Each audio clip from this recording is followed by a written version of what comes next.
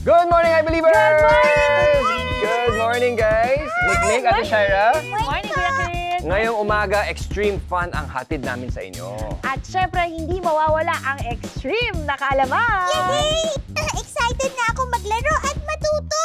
Kusayan na natin. Nakita nyo itong bola at lobo na hawak ko. Ano pong gagawin natin dyan? Oo nga. Maniniwala ba kayo na kaya kong ipasok itong bola na ito dito sa balloon nang hindi ko binubuksan ang balloon? I don't believe you! Talaga? Oh, well, to see is to believe.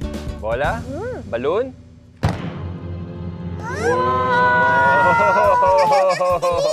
Oh, di ba? Nandiyan na siya, pumasok siya, oh. Teka, paano nangyari yun, Kuya Chris? Wala namang butas yung lobo, oh. Ikaw talaga hindi ka pa rin naniniwala sa akin. Magic nga ng science yan. At ang susi ay elasticity. Ha? Elasticity? Hindi, Nick. Elasticity. Elasticity? Hindi, elasticity. Tulad nitong lobo, ang ibig sabihin ng elasticity ay yung kakayahan ng isang bagay na bumalik sa dati niyang hugis matapos siyang ma-deform. Okay? So sa trick na ito kasi, ginamit ko, actually, ang sikreto ay may dalawang bola.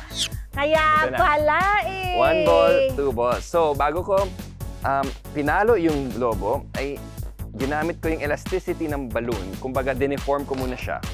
Okay? Nang tinatago yung isang bola na hawak-hawak ko dito. Nung pinalo ko silang ganyan, boom! Parang pumasok siya. Oo nga, no. Ayan. Ganun pala yun. Yung balloon na na-deform kanina, kasi inipit ko yung bola, tapos nung pinakawalan ko siya, bumalik siya sa dati niyang shape. Yan yung elasticity. Get? So guys, do you believe? I believe!